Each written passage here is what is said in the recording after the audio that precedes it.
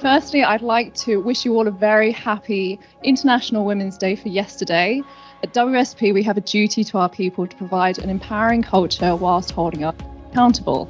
And this is why days like today are so important. I jumped at the opportunity to host this event when I was asked to do so, as did our speakers when they were asked to be involved. And it gives me great pleasure to introduce them to you now. So please welcome to the stage Guy Templeton, the CEO of WSP for the Asia Pacific region, Yemi Penn, entrepreneur, engineer and TEDx speaker, and also Melonie Bayl-Smith, who is the principal architect and director of Bayl Architecture.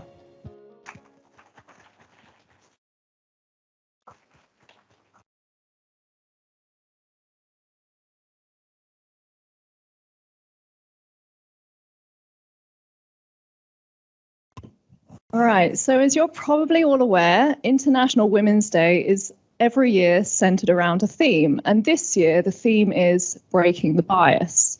So the angle that we're going to take today is knowing that bias exists isn't enough. Action is needed to level the playing field. So with this in mind, my first question to you all is, what biases have you witnessed or experienced in and around the workplace?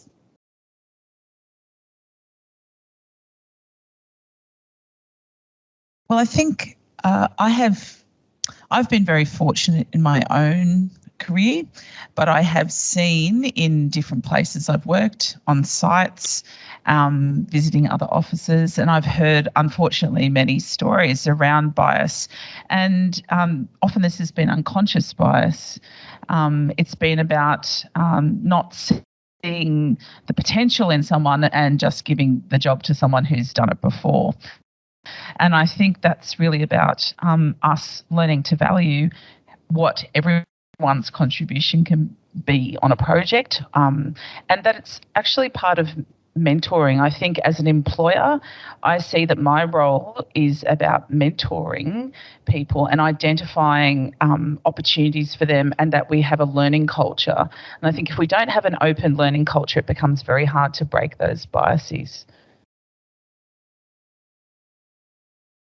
When I think of the bias that I've seen, to be really honest, probably starts with me.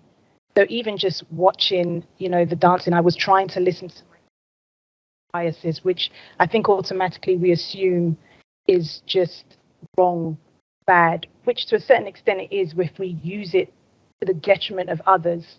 Me, the bias I see is a judgment I formed on things or people.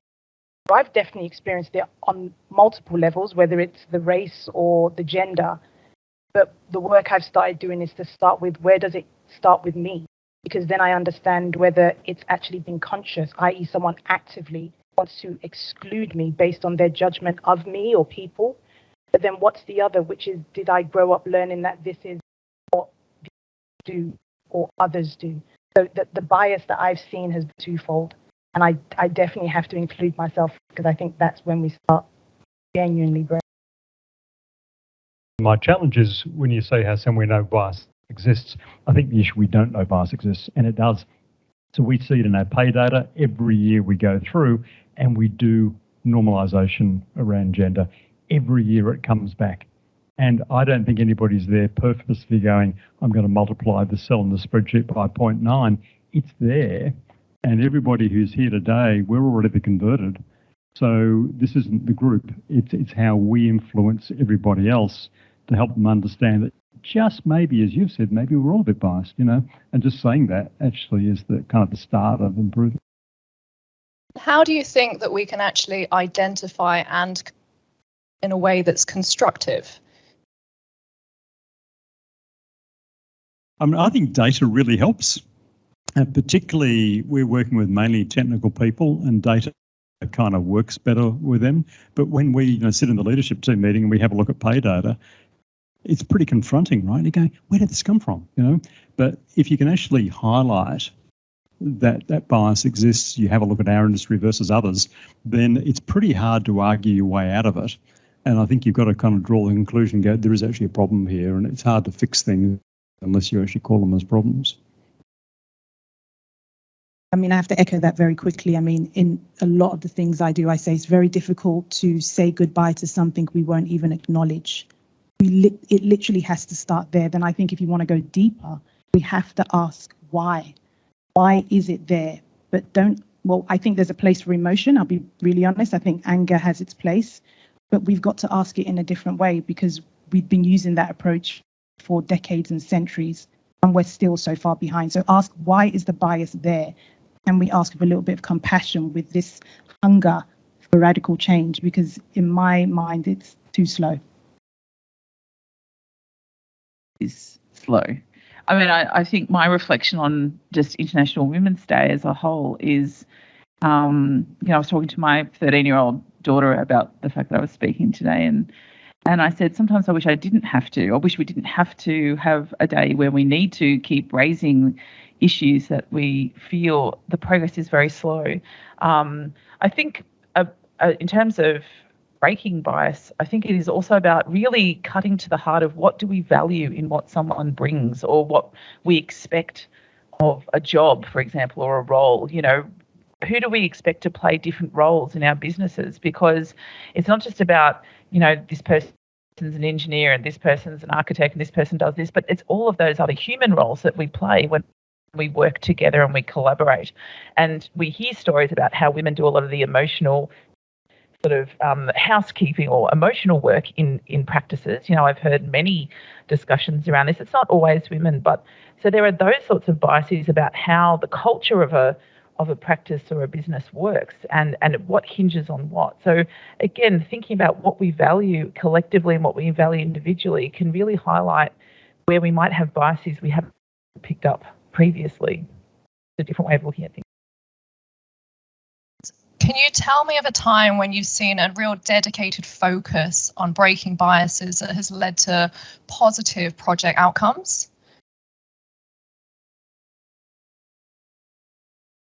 I shouldn't have to think so hard, should I? Well, I do think one project that we worked on was actually more about the client, and it was about breaking biases with the client and who the client group was. And this was a small project, small on the scale of perhaps what WSP normally do.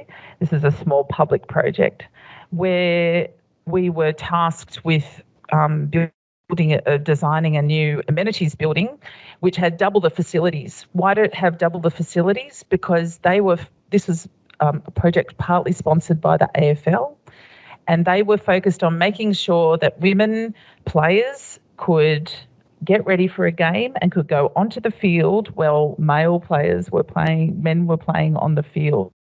If you don't have double the number of change rooms and amenities, you can't have this swapping in and out. And I can tell you, as someone whose daughter is quite active in sport, that women often pick up the scraps of what happens on Saturdays because they play on Sundays, and that's because the amenities aren't up to scratch. There's not enough of these doubling up of facilities to allow women to simply tag in and tag out from men's teams.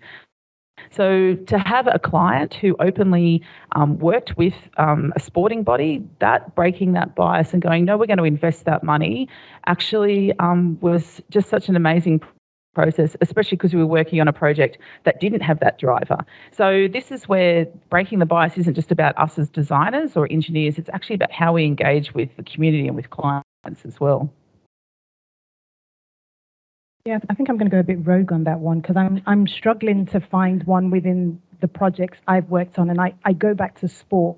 And so if I could offer maybe to allies and either those ourselves who are still fighting for this, equalities, I'm going to get this wrong, don't judge me. It was a tennis game. I think it was Andy Murray. He was being interviewed and they were saying to him, so how does it feel to be the first, championship who's won 5-6 games?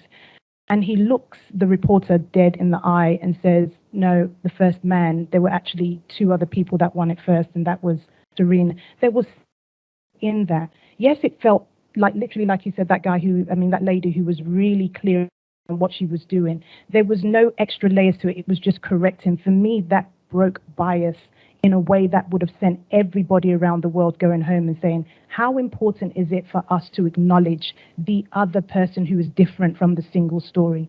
To me, that rings so powerful, and I think it would be great if we all took that into the projects we work in industry especially. I think progress is slow, but we are making progress, so we can't bet ourselves up too much. So in engineering, you just have to think about, of all the working engineers in Australia, what percentage of them are women? Sort of think of your number. The answer is 11.2%. So we're in this heavily dominated industry, and we can't click our fingers overnight and change that. But when we have a look at our women in leadership positions in WSP, it's gone up by 2 points in the last year. When you have a look at the Workplace Gender Equality Agency data, so I just got our benchmarking study last night, from 2017 through 2021, we're seeing the overall pay gap, which is a mix of like-for-like pay, but probably more around who's in which roles, and engineering tends to be a high-paid role, so we sort of struggle with that. We are definitely making progress. So this is gender balance shortlist. It's looking at hirings. It's, if you think there's bias, take a second look. You know, what about gender balanced panels for recruiting? So all of this stuff is actually moving in the right direction, but there's not one thing. You know, you've got to keep doing 50 things. And that's why we participate in WGEA, because we get measured on this incredible number of things. Have you got this policy? Have you got a flexibility policy? Have you got a return to work policy? You know, do you look at pay? Do you look at this? And we have to go through, oh, have we? Actually, there's a gap. No, we'll fill it. So we've been doing that now for years, and it is working, but it kind of takes a bit of time. So can I point to a project example? Probably, but in the business, I see it quite a lot. And it's much easier to talk about now. People don't go, why are you talking about that? It's kind of like, oh, yeah, got it. Right, okay. Diversity. Yeah, we get better business outcomes if we have diverse teams. Got it. Okay. So we're getting there. And how can our industry better partner with schools and universities so that the engineers of tomorrow can step into built environment professions on a more even playing field?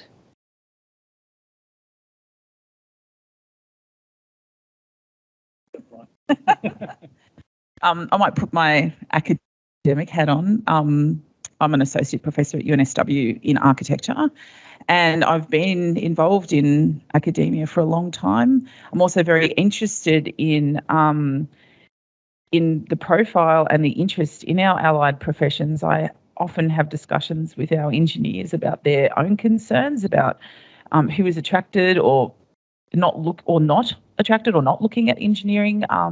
And in architecture, we have different challenges. But I would say that with anything to do with the built environment and design, if I could be even broader, we still really don't have a strong design literacy in this country. We don't have a strong design culture. We don't really, amazing structures. You know, even just here, when I look out the window, I can see incredible structures, and yet we don't have a very inquiring mind as a community. And so I do think that the great challenge is actually talking about design, talking about engineering, talking about making at those earliest stages. And, you know, it's the old adage, if you can't see it, you can't be it. And I think that actually applies to, you know, really to men as much as women, you know, when we talk about design and engineering. But I do think that it is important for us to see that academia plays a role, but you know, from a school's perspective, the school curriculum is very crowded. Anyone who has a child who's at school will understand that challenge. And so it does mean that industry needs to step up. It needs to find ways that it's not just talking to kids who are filling in their UAC form, you know, in the dead of midnight sometime in October before their HSC. You know, we need to be communicating to people from when they start school. We need to be talking about why design and why making and engineering is really important. And that can only really come from the people who are doing it, if I could be so blunt as to say that. Which means that as professions, we need to step up and be involved outside of our day-to-day, which, again, is a challenge for everyone from a time point of view. And it doesn't mean you necessarily become an academic, but it is about modelling. It's about talking about what you do and you know, being a bit of an evangelist, I guess, which I am clearly being at the moment, having a bit of a rant. I will hand the baton on. Look, I'm known for always calling the elephant out in the room. First, we've just got to get real. Like, if we really want to have impact and go to next generation, supporting that generation doesn't seem to fit into the P&L of most organizations. It doesn't seem to fit into the GDP that we need to get for our country. So at some point, organizations are going to have that conversation. If that's what we're trying to look at, how can we get our profit high and actually in the next generation, that needs to be part of the initiative. And at the moment, I don't see it as much. And I do want to echo, it is important we celebrate the progress. We really should. But come on, 22. We should not be having this. We should be having a different dialogue where we're almost showing the progress and what we're going to do to move the dial majorly. I think we need to literally figure out how we make this someone's full-time job to figure out how we close the gap and actually give it the same attention we would give to projects. Because until robots are doing all the work we all do, we literally need people. We need people to have this as a full-time gig to go into schools and do exactly what you mentioned. And whether that's mentoring programs, that should be someone's, many people's. But we firstly have to get rid.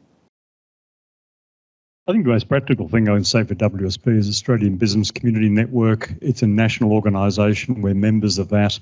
It's something I've been involved with personally since its inception in 2005. This is getting businesses to partner with schools, mainly in tough areas. Part of that is around STEM. So you can get involved. You can go to a school. You know, I mentor a school principal in Western Sydney. I go out to those areas. I have done for years. It's a way of me connecting with kids. And you kind of got to think about it really carefully because you can't just go and rock up at the school gate and go and say, I'm an engineer, I want to speak to some students, please, right? You know, so there's a lot of stuff. Oh, we just got to go out to the schools because we've got this construction site. These are restricted. You know, you've got to be really careful on the way you deal with kids. You've got to do it professionally. You've got to do it properly. WSP is committed to doing that well. And if you want to get involved, ABCN, every state, structured programs, that's a good contribution from us. And Yemi and Melonie, how can firms like WSP partner better with organisations like yours for improved approaches to diversity and inclusion? Get comfortable with being uncomfortable. I think that's got to be the first one. And we do it well. We have done it well.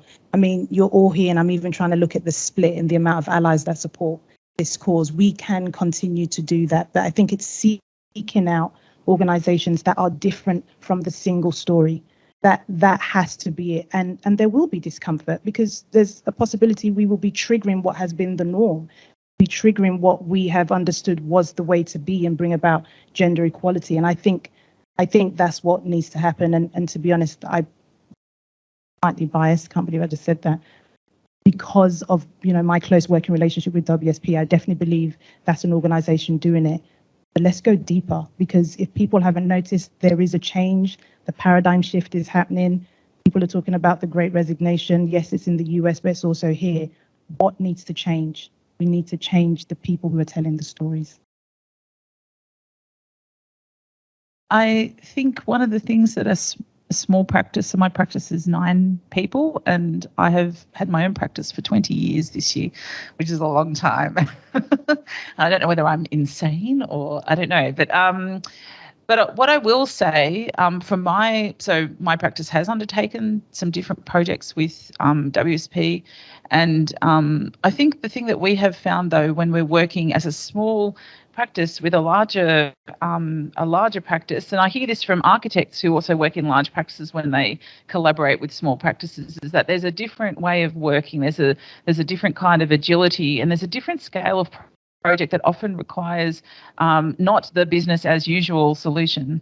And I think that provocation and that stimulation that can come from different scales of projects and different ways of working that a smaller business can maybe focus on, I think allows a fostering of connection across the industry. And I think that's actually really important. I sometimes feel that smaller operators, are overlooked. They don't have the big names, but in fact in architecture the majority of practices are actually smaller than 10 people, and that's a lot of intellectual and creative energy that is burning in a lot of small agile businesses. So I think I ideally want to see more collaboration between and larger businesses across the professions and across the built environment to tap into different ways of thinking, to tap into ideas that maybe you just need that catalyst. You need that person coming from the outside to say, well, when we look at these sorts of projects, we think X. And everyone goes, wow, I never thought about that before.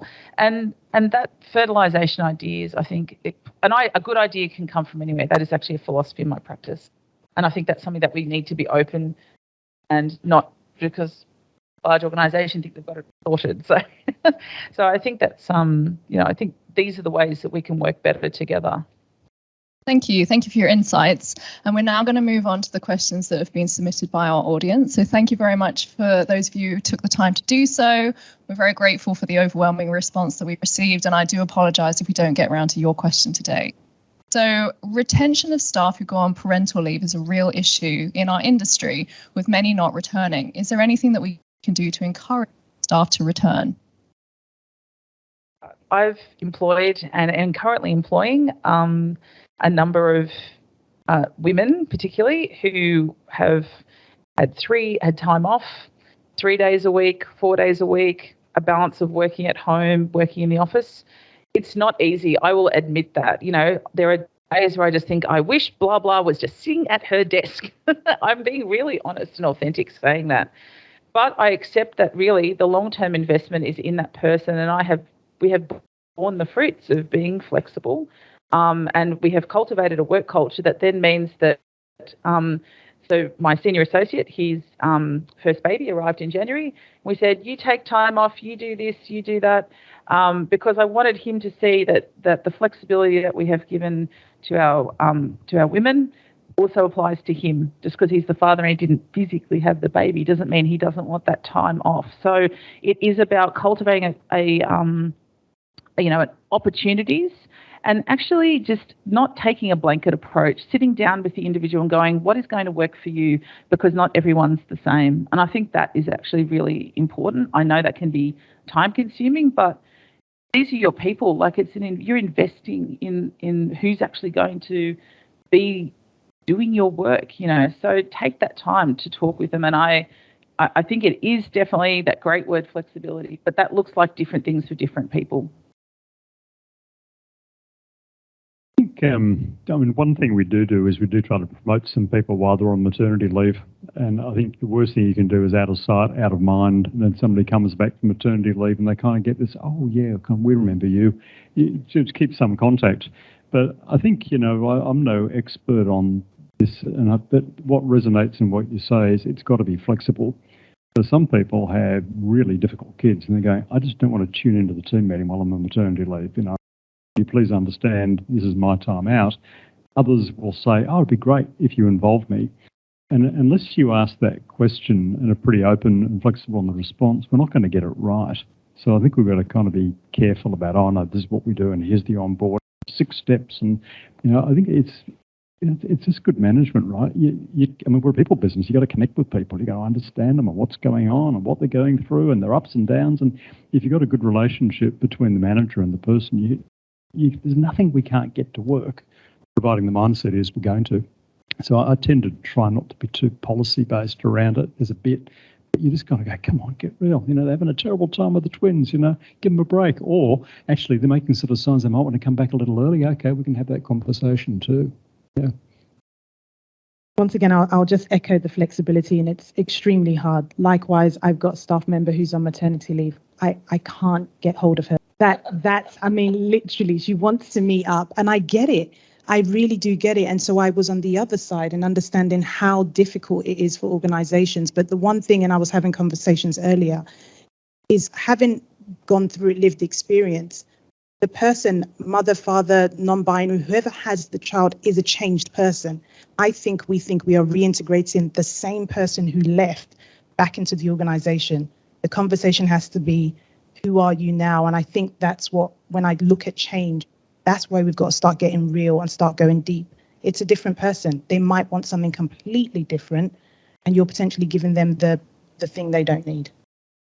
And does WSP have any protocols in that those who do take extended periods of parental leave, they don't get left behind their peers? I think it is a matter of keeping in touch. Also, though, if you had 3 children in 5 years and took 3 years off, and you're early in your career and you were technical in nature, you've actually got to have the hours doing the technical discipline as well. So, you may end up with a different level of technical competence through time out. So I'm not going to say, oh, of course, if you're 5 years out of university, you're 5 years out of university. Depends what people do. Also to perform. We're a performance-based organisation, and we want people to perform, and we expect high standards. And if they're there, we reward high standards. So I want to be careful not to give an answer which is, oh yeah, of course, because there are some things in there, and a client's going to go, how much am I going to pay for that person? Oh, they've got 2 years experience, they've got 5 years experience, they'll pay a different amount. So I think what we've got to do is be sympathetic to it, keep it in track, work on people's development, see if things can catch up. But I don't think we can just sort of go, oh, of course, Like, again, for a man, if a man took 2 years and went on sabbatical overseas, we'd say, well, you weren't learning much about engineering in that 2 years. You might know some other stuff that's really useful, but we've got to be even-handed between the genders on that too. And we also understand that WSP aims equal representation during interview processes. So are there any kind of protocols and pro formas that exist to combat the unconscious bias of candidates during the selection process? I think we don't necessarily have equal. I don't think that's quite right, but we certainly want to have a mix of genders. So if you've got 6 people on a list, we don't say it must be 3 and 3, but there's got to be some women. Again, 88.8% on a random selection across the industry is going to be male, right? And we've also got to be really careful that women don't get given jobs because of gender, but because of merit. So what we're doing is we're removing bias. And then it's on your merits. So I think one of the most disempowering things we can do is to say, well, basically, you got the job because you're a woman. And to say, well, man, you didn't get the job because you're a man. So there was a role last year which I was hiring. And a senior role, we had a short list of 4. We had 3 women and 1 man. I thought, hallelujah, how good's that? Recruiters have done a great job. We had a gender balanced selection panel. We picked the man. Because you know what? They were the best for that job. And we said, we have got to take a second look because this isn't a good look. But if somebody said to me, did I get this job because I'm a woman? I would have had to have said yes. There was a better male candidate. We gave it to you because you're a woman. That is not what I want for WSP. What I want is a lack of bias so that women in great roles are there on their merit and they've earned it. They just haven't been discriminated against. And men who are in roles, they're in those roles because they deserve it and they haven't been discriminated against. So the answer isn't more women, it's more balance. If you go into healthcare, if you go into primary school education, they've got a big gender balance issue. It's the other way around. So it isn't more women makes businesses better. In the engineering industry, it's that way around. It is diverse teams in many different attributes, not just gender, lead to better outcomes. So it's a performance discussion. So we need to do what's right for performance, but break the bias. Because otherwise, a lot of people go underground. They don't talk about it. It becomes politically incorrect. And if we start saying you go into that job because, frankly, you don't deserve it, but we're putting you in there anyway to sort of satisfy a metric, that's not a healthy culture in my view.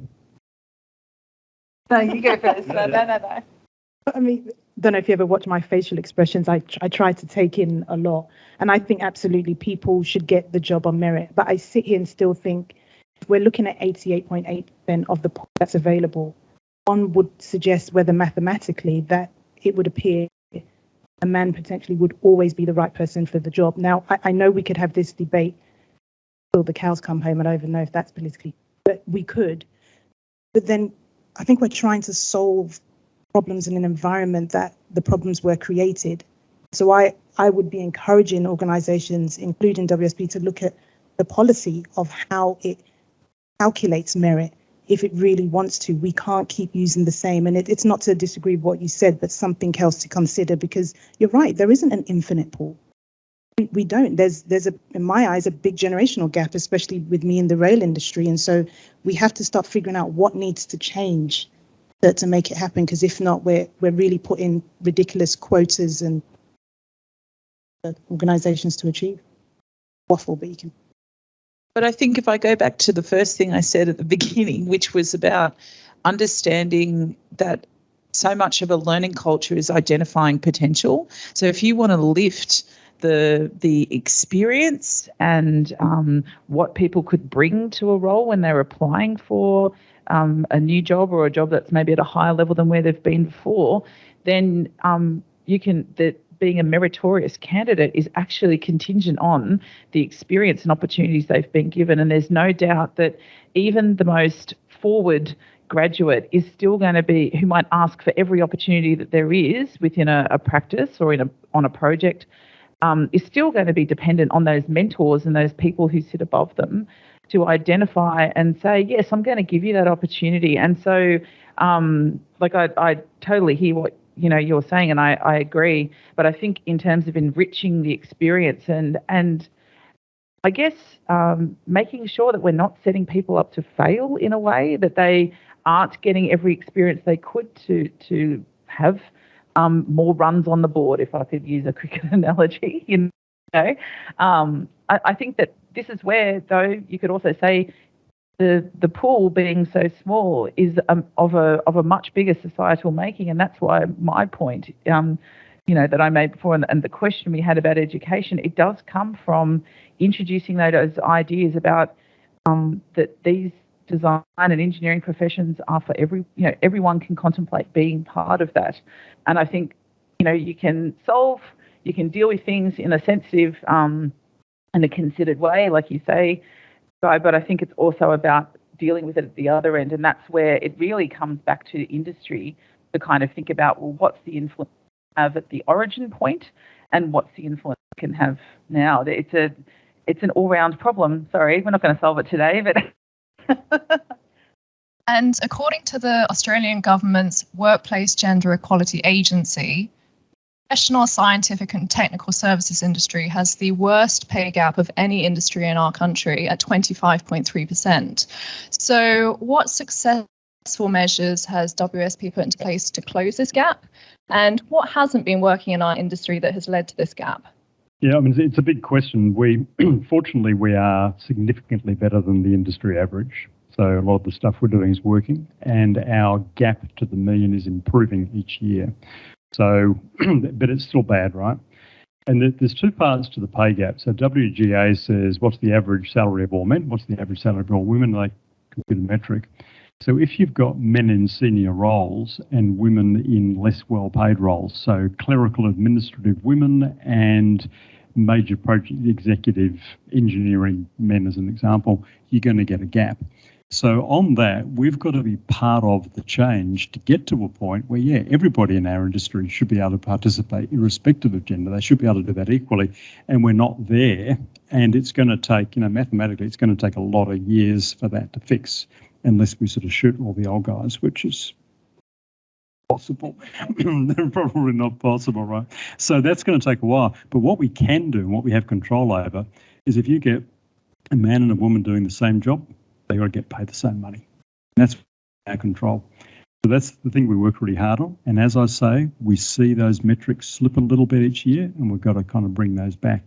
The other thing, Kate Gilchrist, many of you would know, runs our major projects group. I was working through this with her a couple of years ago, and I said, okay, we've got this senior engineer, they should be the same. She goes, yeah, what if the senior engineer that's a woman should really be a principal engineer and she's been discriminated against? Great question, right? So we also look at that as best we can. It is a huge amount of work. We dedicate a massive amount of time. We're doing it, twice a year. We then put extra money in. We budget for this. So look, there's a lot, but it comes back to where this whole conversation started. If there was no bias, we wouldn't see that in the data, and we do see this bias. We've got to own that.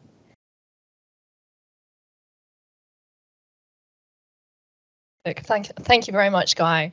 And actually, my final question to you all is, how do you hope that the conversations around breaking the bias will have changed in 5 years' time?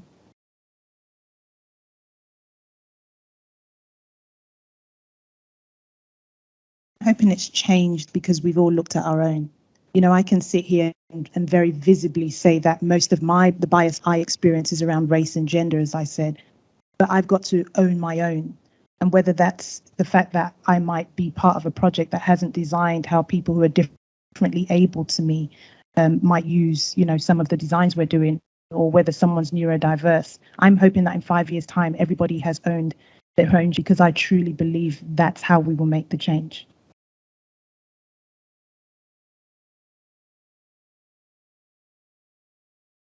I'm not sure I can add anything else. I think that was really well put, Yemi. But again, back to how we value ourselves and how we authentically participate in what we do every day, not just in our work. I think it's very tempting to divide our work selves from our other selves, our private selves, our home selves, our hanging out with friends selves. There's no doubt, though, that biases that we have kind of trickle through all of those things. And I think I think one of the interesting things that's come out of the pandemic is this complete blurring, not always for better, but this complete blurring of work and private self. And I think maybe that has had many people questioning, hence the Great Resignation and all these other sort of things that we hear, because people have taken a long, hard look and gone, I am not my authentic self in the job that I am doing, or I don't want to be that person anymore. But I think it's understanding that we're not, that we are best when we are not one person at work and one person elsewhere, that our work benefits from us being true to ourselves. And that can be very hard to say, and that can be very hard when you are in difficult situations in the workplace, conflict, all sorts of other things come out. But I think that ultimately, being our true selves is a better way to identify where our biases lay and where our true values are, because our true values really start to talk into, well, why do I think X? Why do I devalue this and elevate that? And I think it's only in that reflection, for want of a better word, I think in that reflection, as you say, being true to ourselves and being honest, I think that's where we start to sort of say, well, actually, I do have a bias about that, and maybe I need to consider where that came from, and maybe I need to deal with it, whatever that might be. It could be all sorts of. So, yes, I can't a word.